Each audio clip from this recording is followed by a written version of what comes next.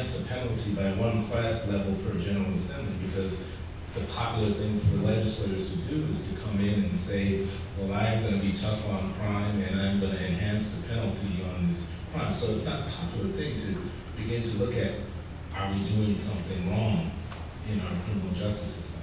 So what you're doing here, and what we must continue to do, is very important, because it's not a popular thing to do this. The easiest thing is to go about our way and distance ourselves and to think, well, it will never happen to me, or I don't know any of these people. Well, these people have a face, and that's the important thing about this gallery, is putting a face to the wrongfully accused. Yes, we repealed the death penalty. People have celebrated, but our work is not done. My greatest fear the next day is that people were going to feel that, okay, we've done our work. All the investment was put into, okay, we have to make sure we have to get these capital cases right, because we got so many wrong. And there's clear evidence that we got so many wrong.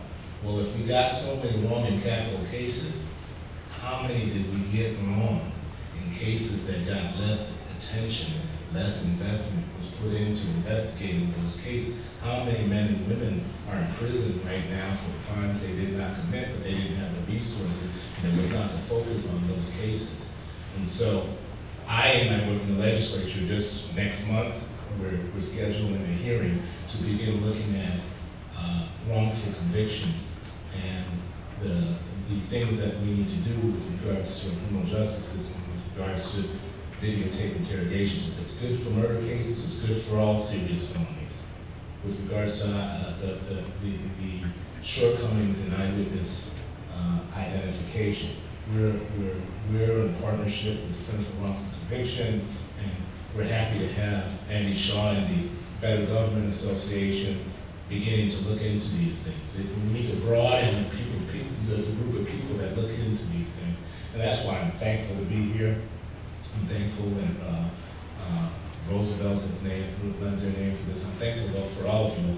And finally, just, I just spoke last week at Loyola University at Dick Devine's death penalty seminar.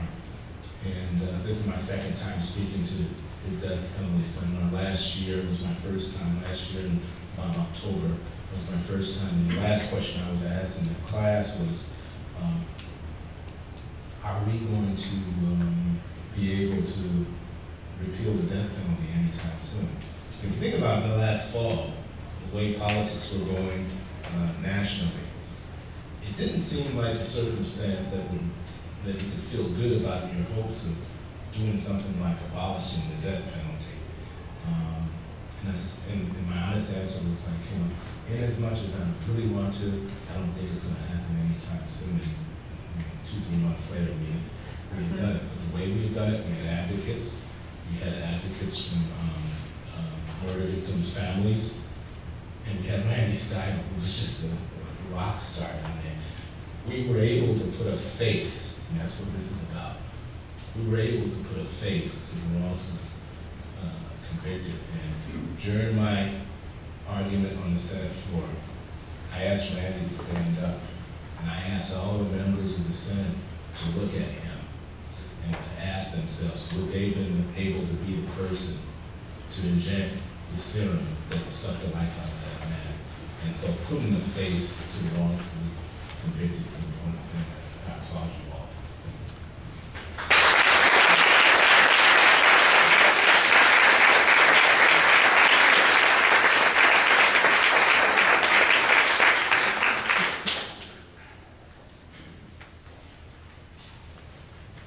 Thank you so much, Senator Roll. Before I say a few more words about our guests today, I just want to encourage you, if you feel that what you're hearing today is important, to not only join us immediately afterwards for our reception, we can mingle and talk about what the next steps are, but also to join us for the rest of this series, which continues for 3 more conversations like this on the 21st with Steve Drizzen from Northwestern, and then on the 5th with Delbert Tibbs, who's another wrongfully convicted individual, and then finally on the 12th with Jay Kohler, who's also from the Center for Wrongful Convictions.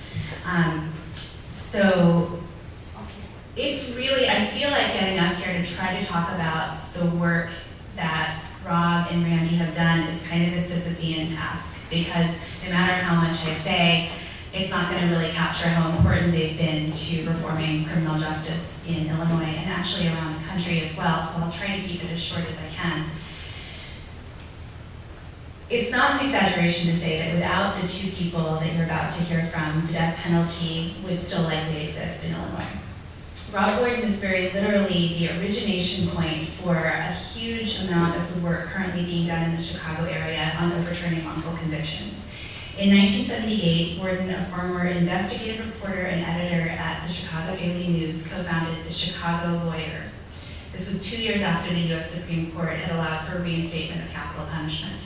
The paper began investigating dubious criminal prosecutions that other kinds of local media were not covering. During the 1980s, Warden exposed more than a score of wrongful convictions in Illinois, including cases in which 6 innocent men had been sentenced to death. In 1982, Warden published his first death penalty expose, a story that laid out the weak and contradictory evidence against one of the condemned men, later exonerated, who came to be known as the Ford Heights Four, who were made famous in the book Promise of Justice that he co-authored with Roosevelt alum and former Northwestern faculty member David Protas, who's also a really good friend of the work that we do here. The Chicago Lawyer then took up the cause of 2 death row inmates, Darby Tillis and Perry Cobb, who were later freed on grounds of innocence, and followed up with a scathing examination of the case against Rolando Cruz and Alejandro Hernandez, who were sentenced to die for the murder of Janine Nicario. Roughly a decade later, they too were freed when the state acknowledged that another man had committed the crime, just as the Chicago Lawyer had claimed. Warden inspired and emboldened, in the words of Eric Zorn, a whole generation of journalists to expose wrongful convictions. Mr. Warden's also the co-author or author of hundreds of articles and 7 books, including 4 that focus on wrongful convictions. And I have a list of those if people are interested later in a little bibliography. He has won more than 50 journalism awards, including the Medill School of Journalism's John Bartlow Martin Award for Public Interest Magazine Journalism, 2 American Civil Liberties Union James McGuire Awards, 5 Peter Lisagor Awards from the Society of Professional Journalists, and the Norval Morris Award from the Illinois Academy of Criminology. In 2003, he was inducted into the Chicago Journalism Hall of Fame. Randy Steidl was released from the Illinois Correctional Center at Danville on May 28, 2004, making him the 18th person to be exonerated and released after having been sentenced to death in Illinois since 1977. His release, which was based on new evidence that he and his co-defendant were innocent of the murder of newlyweds Karen and Dyke Rhodes, whose bodies were discovered on July 6, 1986 in their burning home in Paris, Illinois. Both convictions rested principally on the testimony of 2 alcoholics, Deborah Reinbold and Darrell Harrington, who claimed to have been present when Steidl and his co-defendant repeatedly stabbed the victims and set their home afire. His co-defendant Reinbold, who was one of the original witnesses, was charged with concealing the homicidal deaths and, pursuant to a plea agreement, pleaded guilty. She was sentenced to 2 years in prison. The evidence against Steidl also included the notoriously unreliable testimony of the jailhouse informant. After losing their state appeals, Steidl and his co-defendant filed petitions for federal writs of habeas corpus. On June 17, 2003, U.S. District Court Judge Michael McCuskey found in the Steidl case that acquittal was reasonably probable if the jury had heard all of the evidence originally. On the ground that Steidl's trial attorney, S. John Mueller, failed to pursue exculpatory evidence, Judge McCuskey ordered the state to retry or release Steidl within 120 days. Judge McCuskey's decision was a culmination of years of work by numerous lawyers, including Michael Metnick of Springfield, Catherine Saltmarsh of the Illinois Appellate Defender's Office, Lawrence Marshall, Karen Daniel, and Jane Raley of the Center on Wrongful Convictions, and Richard Kling of the Chicago Kent College of Law Legal Clinic. Investigations led by Bill Clutter of Springfield and David Protas of Northwestern's Medill School of Journalism, as I mentioned before, also played major roles in the case. At that point, the case returned to the Edgar County Circuit Court, where the Office of the State's Attorney's Appellate Prosecutor dismissed the charges against Steidl on May 28, 2004.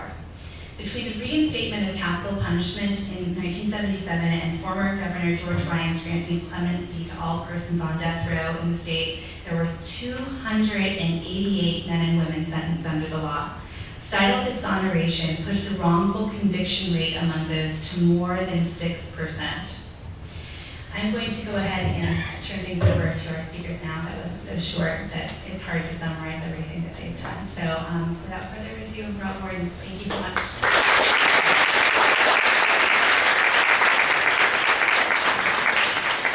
Thank you, Bethany, for that gracious and probably undeserved introduction.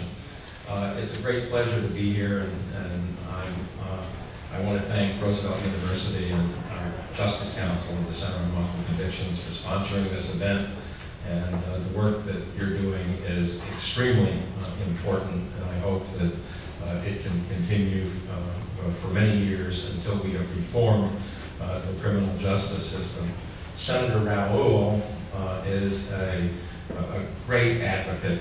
He has done a marvelous job following in the footsteps of a fellow you may have heard of named Barack Obama, who was instrumental in most of the implementation of most of the death penalty reforms that we have gotten here in Illinois. But I'll get to that a little later.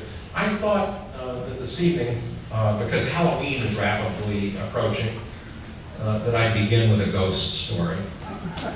Now this is a very old ghost story. It dates back to 1812, and I'll tell you why I'll get around to telling you why it's of interest today.